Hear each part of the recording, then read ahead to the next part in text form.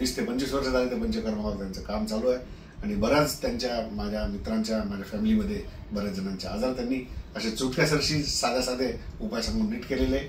तर आज आपण एक महत्त्वाचा विषय घेत आहोत की लोकांना माहीत नाही आणि एक कमी वापरल्या जाणारी एक वस्तू ही आहे, आयुर्वेदिक वनस्पती आहे, ते म्हणजे हरितकी. तर हरितकी काय आहे, हरितकीचे गुणधर्म काय आणि हरितकी कसं आपलं आयुर्मान वाढवू शकते हे तर मला माहीत नाहीये.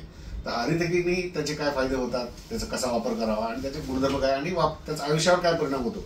साधी सिंपल हिरड्याचे 3-4 प्रकार आहेत. त्या हिरड्याचं एक हरितकी मूळ रूप आहे. तर डॉक्टर संतोष चव्हाण हरितकींवर बोलतील. येस, नमस्कार. आता पूर्वीच्या सिरीजनुसार त्रिफळांमधलं एक घटकद्रव्य हरितकी आहे.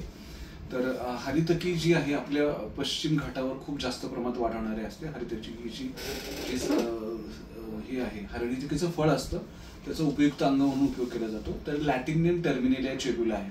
हरितकी उपयोग आपण जनरली कशासाठी करतो की हरितकी जी आहे की बऱ्याच वेळा म्हणजे ग्रंथामध्ये वेगळं आहे पण संशोधनामध्ये असं सिद्ध झालं की हरितकी विशेषतः बाळ हरितकी ही कोलेस्ट्रॉल कमी करणारी आहे.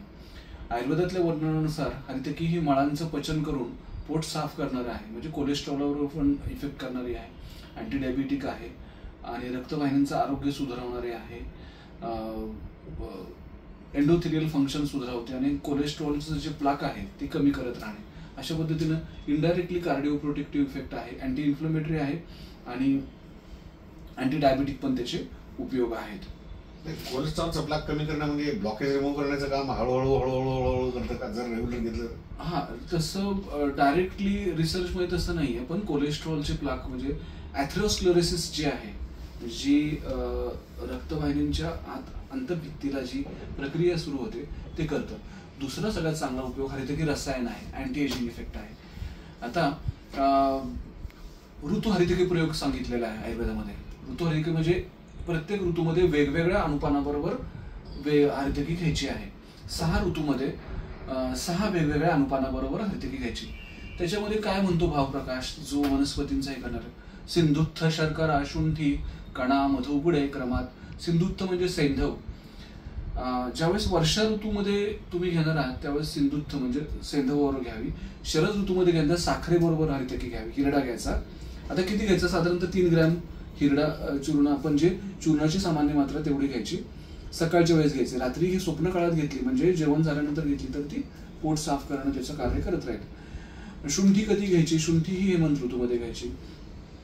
नंतर कणा म्हणजे पिंपळी जी आहे ती शिशिर ऋतूमध्ये घ्यायची आणि वसंत ऋतूमध्ये मधाबरोबर हरितकी घ्यायची. असं ऋतू हरितकी प्रयोग. तुम्हाला माहित नसेल तर बावरची या चित्रपटामध्ये राजेश खन्ना एक संस्कृत श्लोक म्हणतो, यस्य गृहे नास्ति माता तस्य गृहे हरितकी कदाचित कुप्यते माता न तू हरितकी. ज्या घरात आई नाही त्या घरात हिरडा असावा. कदाचित आई कुपित होईल पण हरितकी कधी म्हणजे ती आपलं वैषम्य निर्माण करणार नाही, म्हणजे पोटच करेल जुलावच करेल असं काही निर्माण करणार नाही. म्हणजे मातेवत लालन पालन करण्याचं काम हरितकी करतो. Very good. फार महत्वाची इन्फॉर्मेशन दिली सर. मेटाबॉलिझमवर याचा काय फरक पडू शकतो? हा, मेटाबॉलिझमवर निश्चितच फरक होईल. ज्यावेळेस रक्तातलं चरबीचं प्रमाण कमी होईल आणि ॲथेरोस्क्लेरोसिस जे ते कमी होईल, त्यामुळे मेटाबॉलिझम बूस्ट आपोआप होणारच आहे. ॲथेरोस्क्लेरोसिस म्हणजे तुम्ही म्हणतात की रक्तवाहिन्याची जाडी वाढणे? नाही, अंतभित्तीला जो थर तयार होतो तो इन्फ्लेमेशन म्हणून तो कमी करतो आणि अँटी इन्फ्लेमेटरी इफेक्ट पण आहे. त्यामुळे तो मेटाबॉलिझम हे करतो, स्थौल्य कमी करतो हरितकी. साधी सिंपल वनस्पती हरितकी आपण रोज वापरतो. जी वेस्टर्न घाटावर खूप, पश्चिमी घाटावर सर्वात जास्त आढळणारी वनस्पती. कोकणामध्ये पश्चिमी घाट म्हणजे लोणावळ्यापासून बँगलोर पर्यंत वेस्टर्न घाट, कोकण आणि घाट. अच्छा, या समुद्र किनाऱ्यावर सर्व वापरल्या जाते, आपल्याकडे उपलब्ध आहे. हरितकीचा वापर जरूर करा आणि आपले आयुर्मान वाढवा. याचबरोबर प्रमोद दस्तुरकर, PG दस्तुरकर ज्ञान प्रबोधिनीसाठी युट्यूबवर. Thank you very much. थँक्यू. धन्यवाद.